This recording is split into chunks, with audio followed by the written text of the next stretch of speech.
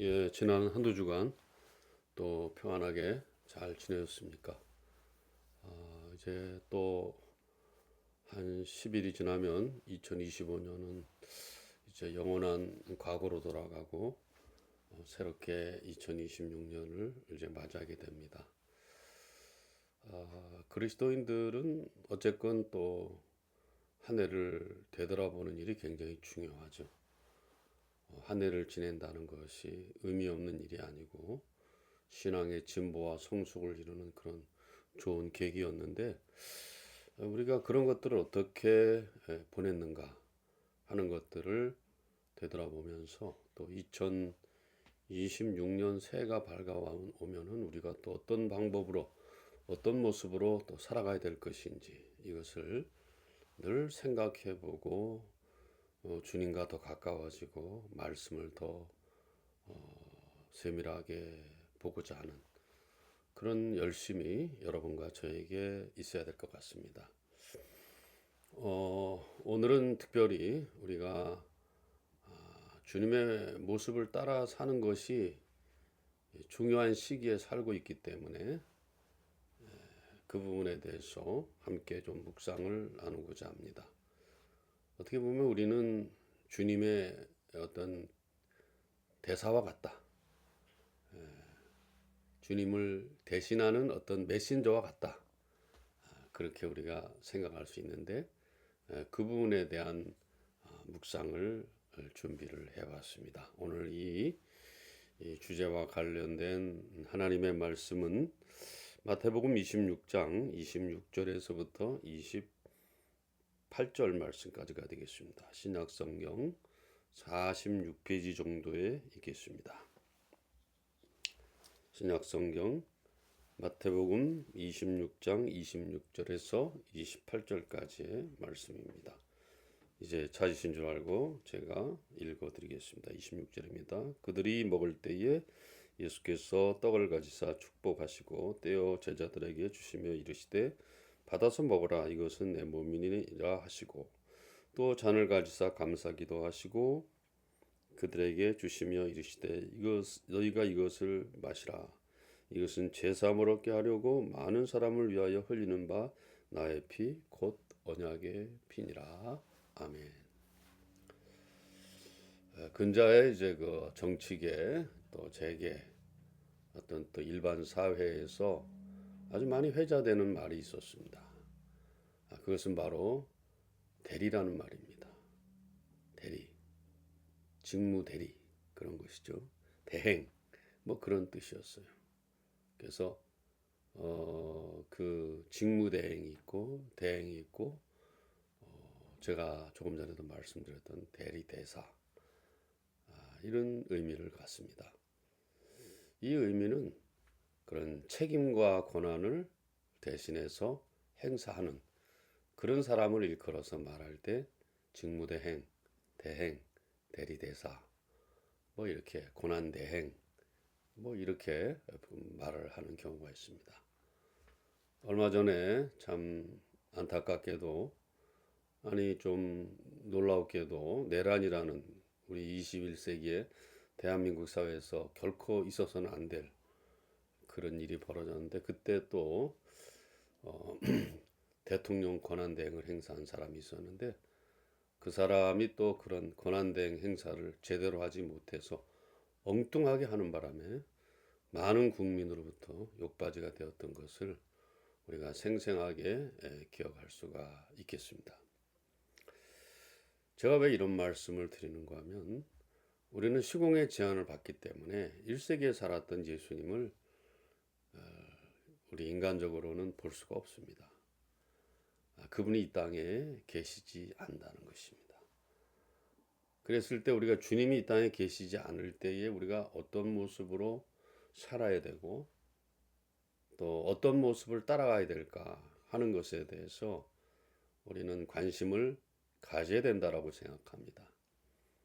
그 부분에 대해서 우리에게 많은 것을 시사하는 하나의 그런 예식이 하나 있는데 그것이 바로 성만찬 예식. 우리가 절기마다 이렇게 성만찬 예식을 행합니다마는 그 당시에는 예수님께서 당신의 마지막을 두고 이제 고별을 하는 그런 의미에서 포도주와 떡을 함께 나누셨던 그런 모습인데요. 오늘 본 말씀에 보면은 이 포도주, 이 피는 포도주는 피를 말하는 것인데 너희 죄를 위하여 흘리는 바 나의 피, 또 버리는 바 나의 몸이다. 이렇게 설명을 해주고 있습니다.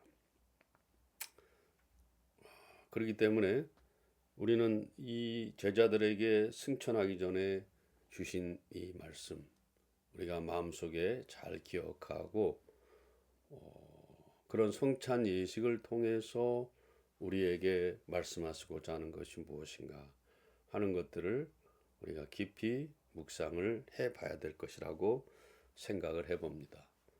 자, 그 외에도 우리 예수님께서 승천하시기 전에 중요한 명령 세 가지를 하셨죠. 잘 아시는 대로 모든 족속으로 제자를 삼아서 아버지와 아들과 성령의 이름으로 세례를 주고 내가 네게 가르쳐 분부에서 가르친 것들을 지키게 하라. 그렇게 말씀하고 있습니다. 그 의미에는 조금 전에 말씀드린 성만찬의 의미가 그대로 들어 있습니다. 그 성만찬의 피와 떡과 잔은 우리 죄인들을 위해서 주님께서 흘리는 그런 피와 버리시는 몸을 상징한다. 이렇게 말하고 있습니다. 그 당시에 초대교회는 아주 흉흉한 소문이 돌고 있었는데 그것은 바로 성찬식 때문에 나온 그런 바로 잘못된 소문이었어요. 왜냐? 기독교는 사람들의 피와 살을 먹고 마신다. 그렇게 오해되는 그런 소문이 나돌기 시작했던 것이죠. 그러나 그것은 아주 잘못된 소문이었죠. 성만찬은 우리 주님께서 베푸시고 또 섬기는 삶의 모습을 보여줬던 것이다. 무엇보다도 우리의 구원을 위해서 또 우리의 앞으로의 삶의 어떤 본보기를 보이기 위해서 우리 주님께서 성만찬의 모습을 우리에게 보여주셨고 그것을 대대로 기념하라고까지 우리에게 말씀해 주셨던 것을 우리가 기억할 수가 있는 것이죠. 예수님께서는 그냥 하나님의 아들로 오신 것이 분명하지만은 그 외에도 그 오신 것은 바로 우리 인간의 죄를 대신하시기 위해서 이 땅에 오셔서 십자가를 지시고 자기 몸을 내어놓으시고 그래서 물과 피를 다 쏟아내셨잖아요. 그래서 그것이 상징적으로 몸에 대한 것들은 떡으로, 잔에 대한 것들은 피로 그렇게 은유가 되어서 우리에게 다가오고 있다는 것입니다. 그 삶은 다른 것이 아닌 것 같아요. 섬김과 희생과 나눔의 모습을 우리에게 그대로 보여준다. 그렇게 말씀드릴 수가 있을 것 같습니다.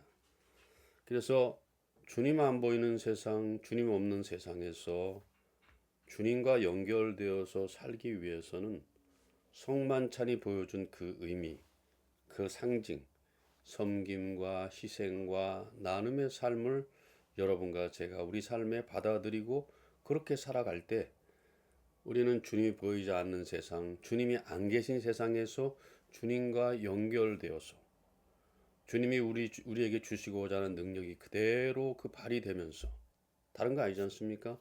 섬김과 희생과 나눔의 능력이 그렇게 발휘되면서 우리는 이 땅에서 주님과 함께 살고 같이 살고 더불어 살아내면서 주님의 대리대행으로서 대리대사로서 고난대행으로서 그렇게 이 땅에서 살아낼 수가 있다는 것입니다. 우리 그리스도인들은 누굽니까? 우리의 마음으로 삶으로 주님을 따르겠다고 나선 사람들 아니겠습니까? 그 중에서도 가장 중요한 것, 섬김을 통해서 희생을 통해서 나눔을 통해서 그렇게 우리가 그 삶을 우리 삶에 채우면서 우리가 그분을 따르겠다는 것 그렇게 다짐하고 사는 것이 성도의 삶이 아니겠나 그런 생각을 해보게 되는 것이죠. 근데 우리는 주님의 영적 대리대사 고난 대행으로서 그런 모습들을 보이는 것을 기뻐하기보다는 오히려 내가 필요한 것들만 잔뜩 들이대고 있어요. 내가 주님을 믿어줬으니, 교회 다녀줬으니, 이제 나에게 주실 것을 주셔야 됩니다. 나는 이제 받을 것을 받아야 됩니다. 이런 식으로 우리가 주님 앞에 나갈 때가 얼마나 많습니까? 아주 안타까운 모습이고 그것은 부끄러운 모습이다. 여러분과 제가 하나님께 혹은 주님께 받은 은혜는 평생 갚아도 갚을 수 없는 것들이에요.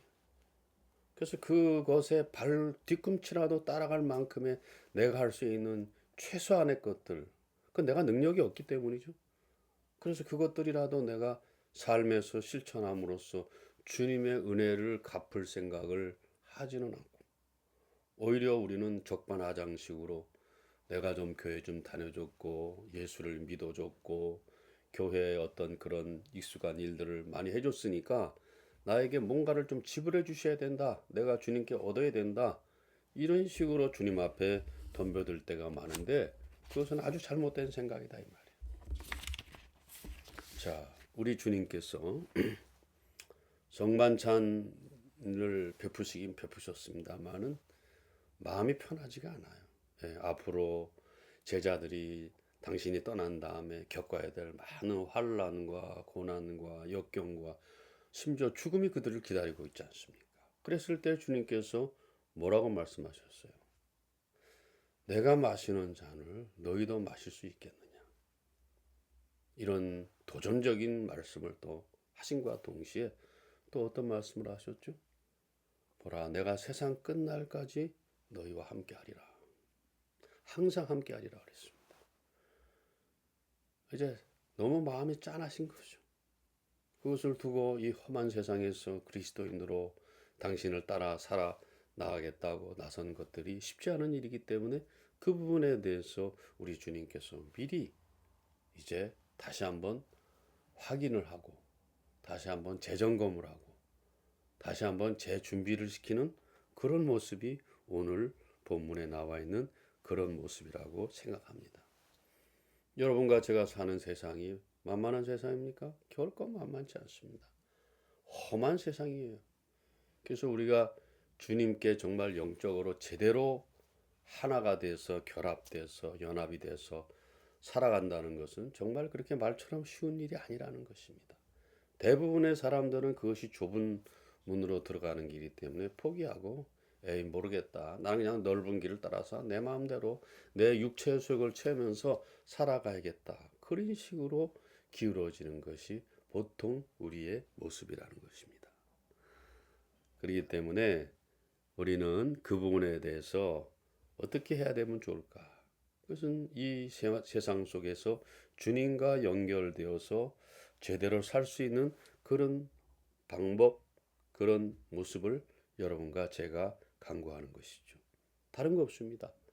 성도는 예수님께서 성만찬을 통해서 보여주셨듯이 자기를 희생시켜서 많은 사람의 대속물로 그렇게 자기 자신을 내어주었듯이 우리도 마찬가지입니다. 그런 식으로 우리가 살지 않으면 우리는 주님과 연결될 수 있는 방법이 아무것도 없다는 것입니다.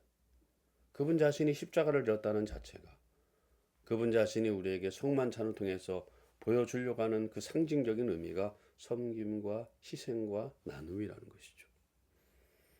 우리가 그렇게 됐을 때에 주님과 연결되어서 주님의 영적 대리대사로서 이 땅에서 살아낼 수가 있다는 것입니다. 그게 바로 우리가 그리스도의 흔적을 지니는 것이고 그리스도의 향기를 내뿜는 것이다. 이렇게 볼 수가 있는 것입니다. 자, 그런데 요한복음 13장에 보면은 이 성만찬은 자연스럽게 아주 그 세족식으로 연결이 되는 거죠. 저도 이제 그것이 보면은 단순히 뭐 주님께서 세족식을 베풀어 주셨다 이렇게 보면은 아주 좀 뭐 심플한 것 같습니다만 그러나 그 많은 의미를 담고 있는 것 같아요. 특히 이 세족식은 그 당시에 중동 서남아시아 고대 근동에 어떤 그런 관습이라는 것은 남의 발을 씻겨 주었다는 것은 종이나 하이냐는 것입니다. 어엿한 신분의 사람들은 하지 않는 것이에요. 그렇기 때문에 예수님은 선생으로서 또 주님으로서 제자들의 발을 씻겨 주었다. 낮아짐의 모습을 말하고 있는 것이죠. 낮아짐의 모습. 낮아짐의 모습을 말하고 있는 것입니다. 너희들이 앞으로 나와 함께 연결되어서 이 땅에서 그리스도인으로 제대로 살아남고 생존하면서 살아가기 위해서는 이 낮아짐을 외면해서는 절대로 안 된다는 것이에요. 오늘 우리는 다 낮아짐을 포기하고 있고 겸손한 것들은 내 몫이 아니라고 말하고 있고 그러다 보니까 사람들은 다 대접받기를 원하고 섬겨주는 게 아니라 섬김받기를 원하고 있습니다. 예수 그리스도의 흔적은 하나도 없어요. 예수 그리스도의 향기는 하나도 없다는 것입니다. 세족식의 의미가 뭐라고 생각하십니까? 주님이 이 땅에 계실 동안에는 그들의 발걸음을 주님께서 직접 인도해 주셨어요. 그러나 이 세족식을 통해서 또 하나 보여주는 뭐냐? 앞으로의 발걸음도 우리 주님께서 너희들을 그 발걸음을 인도해 주실 것이다라는 세족식의 의미가 바로 그런 것이라고 생각해 볼 수가 있는 거죠. 그래서 우리는 낮아짐의 그런 모습도 중요하지만 이게 하나님의 아들 예수께서 우리 주님께서 함께 하시겠다는 거예요.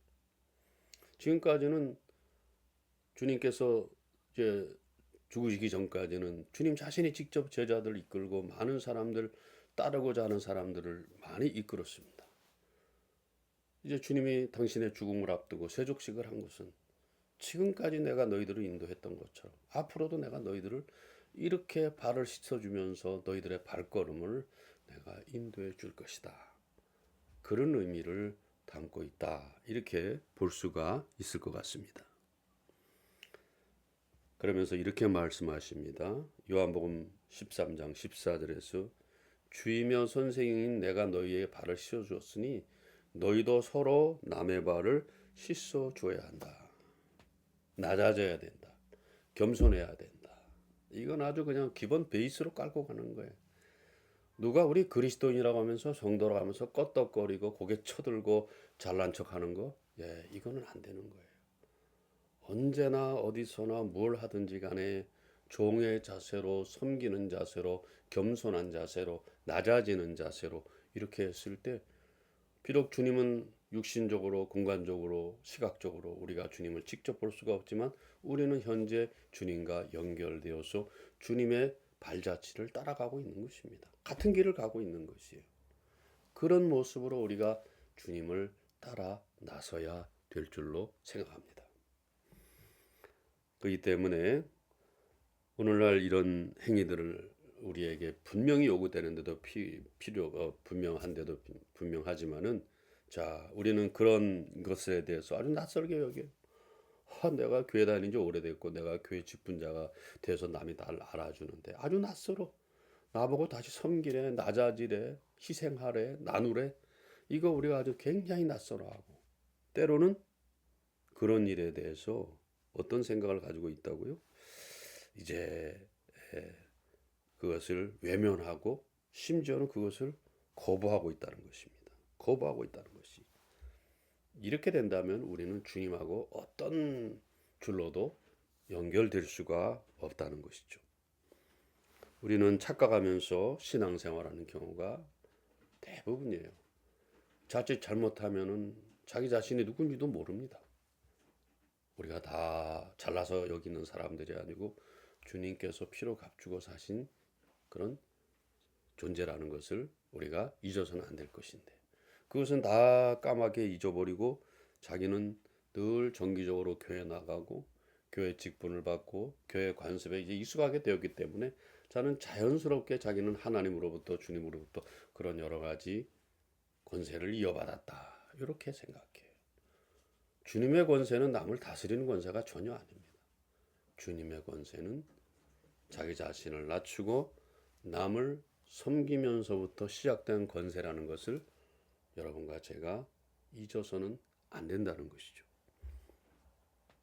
그래서 우리가 만만치 않은 세상에 살고 있기 때문에 이에는 이, 눈에는 눈, 네가 한 만큼 나는 갚아준다. 이런 생각을 가지고 있기 때문에 항상 상대적으로 대하려고 그래. 그게 언제나 문제가 되는 것이죠. 그래서 제대로 신앙을 지키는 것이 쉽지 않은 일이라는 것을 우리가 날마다 경험하고 있습니다. 그래서 오늘 우리 시대의 신앙을 지키는 성도 눈 씻고 찾아봐도 어렵습니다. 그래서 우리 시대의 신앙을 보존하면서 지켜나가리라는 나가리라는 것이 나가는 일이 결코 쉽지 않다. 특별히 주님 없는 세상에서, 주님이 보이지 않는 세상에서 주님과 연결되어 하는 일은 성도에게 아주 필연적인 또 필요 충분의 조건이다. 그렇게 말할 수 있습니다. 우리가 주님과 연결되어 있습니까? 그러면 우리가 성만찬의 의미를 알아야 됩니다. 세족식의 그런 의미를 알아야 된다는 것이죠. 그것 없이 우리가 주님과 연결된다? 그거는 어려운 일인 것입니다. 그러나 우리가 아무리 어려운 상황이라도 섬김과 희생과 나눔의 삶으로 주님과 연결되어 살 때 우리는 그런 힘든 시기를 살면서도 인내할 수 있고 기다릴 수 있고 결국에 와서는 온전한 삶을 여러분과 제가 살게 되어서 하나님으로부터, 주님으로부터, 말씀으로부터 인정을 받을 수가 있게 된다는 것입니다. 사랑하는 성도 여러분, 이제 곧 성탄이 다가옵니다. 또 사람들의 소비 심리를 부추기고 흥청망청되면서 즐기는 그것으로 우리가 성탄절을 보내려고 하는데, 이거는 성탄절의 의도하고는 아무 상관이 없는 것들이죠. 그렇기 때문에 다가오는 성탄절을 우리가 어떻게 보내야 될까? 그리스도와 연결되는 그러한 삶을 내가 다시 한번 추구해야 되겠구나. 그런 삶을 살아야 되겠구나. 그래서 주님이 안 보이는 오늘날 주님과 연결되어서 살아야 되는 것이 얼마나 중요한 것을 다시 한번 되새기는 것이 성탄절이 아니겠나, 그렇게 생각을 해보게 됩니다. 오늘날 우리 그리스도인들이 예수님과 연결되기 위해서 성만찬이 상징하듯이 섬김과 희생과 나눔으로 살아내고 세족식으로 보여주듯이 그 당시에 주님께서 그들을 인도해 주셨던 그 인도하심이 오늘 우리가 다른 사람의 발을 씻겨주고 우리가 겸손과 희생과 나눔으로 그들과 함께 했을 때 우리는 그리스도와 연결되어서 앞으로도 계속해서 우리는 주님의 인도하심을 받을 수가 있게 된다는 것이죠. 여러분, 우리는 그래서 매일매일 성만찬의 삶을 살아야 됩니다. 세족식의 의미를 우리가 살아야 된다는 것입니다. 그랬을 때 우리는 내가 전혀 알지 못했던 새로운 일들을 여러분과 제가 날마다 새롭게 체험하면서 그렇게 우리의 삶의 주변에서 내 자신을 발견하고 다른 사람의 또 고귀함을 발견하면서 함께 여러분과 제가 살아나게 될 줄로 믿습니다. 그래서 성탄절이 얼마 남지 않았는데요. 성탄절은 어쩌면 그리스도인 하여금 다시 또 한 해를 보내면서 네가 지금 그리스도와 연결되고 있니? 그리스도와 연결되는 삶을 살고 있니? 이것을 다시 한번 우리에게 물어보는 그런 절기가 아니겠는가, 그렇게 생각을 해보게 됩니다. 그래서 우리 모두 섬김과 희생과 나눔의 삶을 통해서 늘 주님과 연결돼야 됩니다. 아니, 나는 주님과 연결됐어. 그 아까 말씀드린 것처럼 교회 뭐 정기적으로 나가고 직분 받고 교회 관습에 익숙하고 그런 것하고는 주님과 연결되는 것이 하나도 없습니다. 그건 오히려 우리에게 올무가 되고 시험이 되고 유혹이 될 수가 있어요. 그런 거다 하면 상관없습니다. 성찬의 의미를 우리가 다시 한번 느끼면서 세족식의 의미를 다시 한번 느끼면서 내가 섬김과 희생과 나눔의 삶을 살고 있나? 이렇게 우리가 자기 자신에게 자문자답해 보면서 나아갈 때 우리는 이 어려운 시기 속에서도 늘 견뎌낼 수가 있고 기다릴 수가 있고 온전한 삶을 저와 여러분이 살아나게 될 줄로 믿습니다. 여러분 이제 한 해가 얼마 남지 않았습니다. 10여일 정도 남았는데 자기 자신을 한번 되돌아보면서 말씀을 앞에 두고 자기 자신을 되돌아보면서 기도하면서 내가 또 26년 새해 나에게 밝아오는 그 새해는 내가 어떻게 좀 더 살아야 되겠다. 좀 더 성숙한 모습으로 좀 더 온전한 모습으로 살아내야 되겠다. 그렇게 스스로 다짐하고 마음속에 계획하면서 또 남은 2025년의 12일을 의미 있게 보내는 여러분들의 삶이 다 되시기를 주님의 이름으로 부탁을 드립니다. 감사합니다. 평안하십시오.